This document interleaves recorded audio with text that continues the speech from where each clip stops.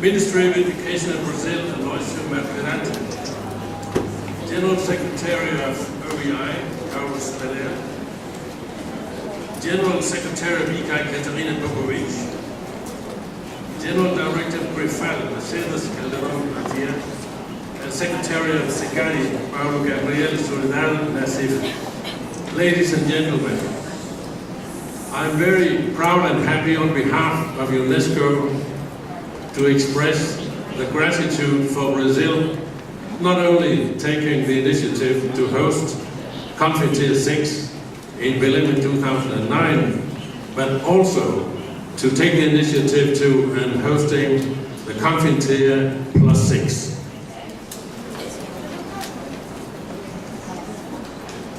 The CONFINTEA process that started with Belém in 2009 has had bigger impact than many people think.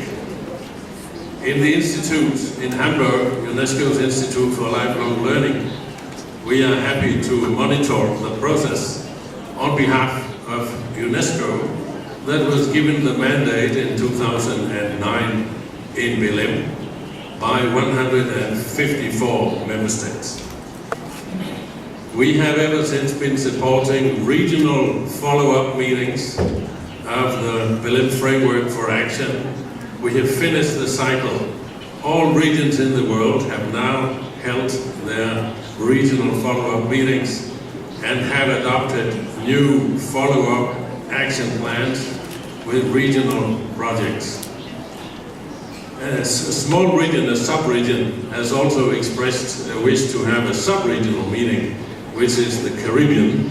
So we are going to support the Caribbean in the month of June for the last follow-up meeting of BFA before we conclude with a midterm review between Belém 2009 and CONFINTEA+7 in 2021. But I'm very happy that Brazil now has taken this initiative with CONFINTEA+6.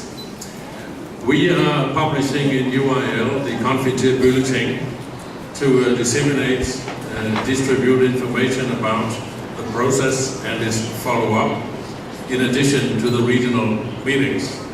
But we are also publishing the GRAIL, the Global Report on Adult Learning and Education, every 3 years.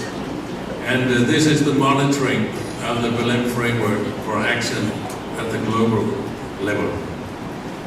We had first a stock taking in 2009. 3 years later, we opted for a subtitle, Rethinking Literacy, in view of the importance of this agenda.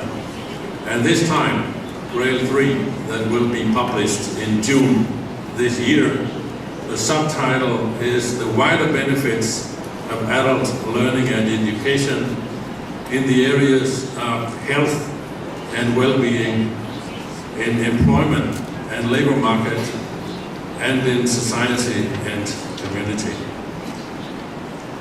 We are thinking of now how to integrate the Belém Framework for Action in the new global agenda, the 2030 Agenda for Sustainable Development, that has many more opportunities for adult learning and education than we had seen in the Millennium Development Goals for the past 15 years.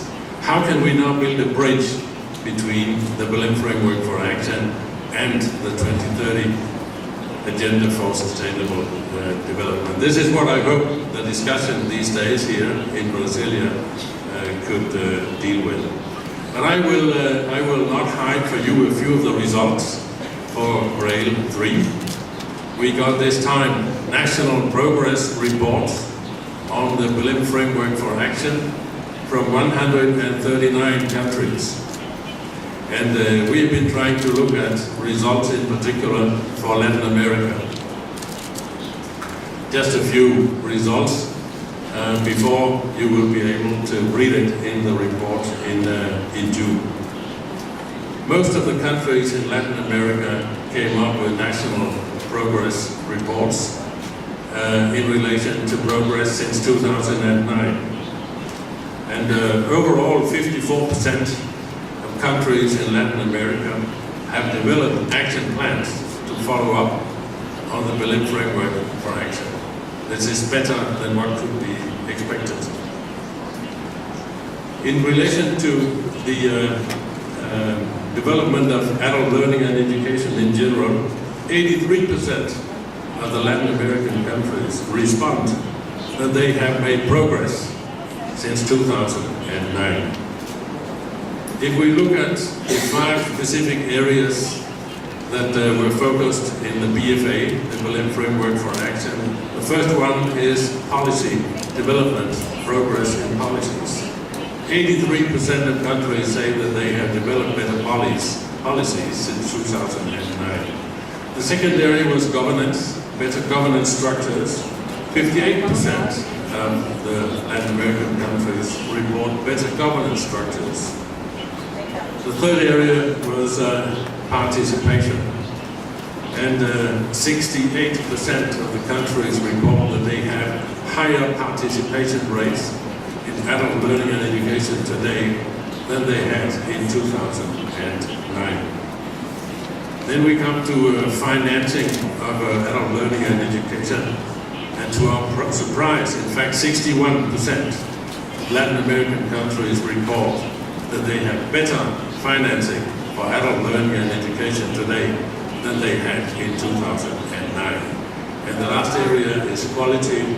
91% of Latin American countries report that they have better data today and therefore also better are able to monitor the development in the area of adult learning and education.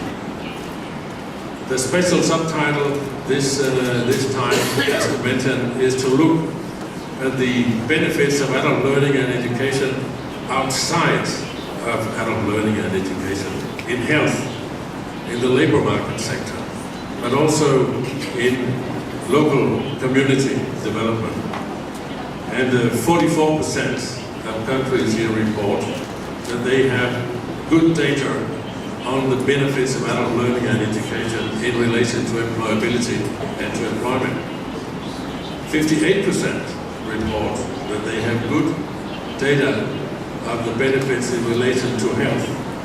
And concerning local community development, not surprising, is a higher figure. 79% report that they have also at different levels in their country. They have knowledge about the relationship, positive relationship between adult learning and education and local community development, community and society. So the conclusion for Latin America in relation to the follow-up of the efforts that were made and hosted in 2009 by Brazil has surprised us a bit, because they are in fact more positive than we had expected. Now the big exercise is to take this into the 2030 agenda for sustainable development. But the positive side again here is that the goal on education is not only on education, but on education and lifelong learning. So goal 4 at the global level for the next 15 years efforts is to ensure inclusive and equitable quality education and promote lifelong learning opportunities for all.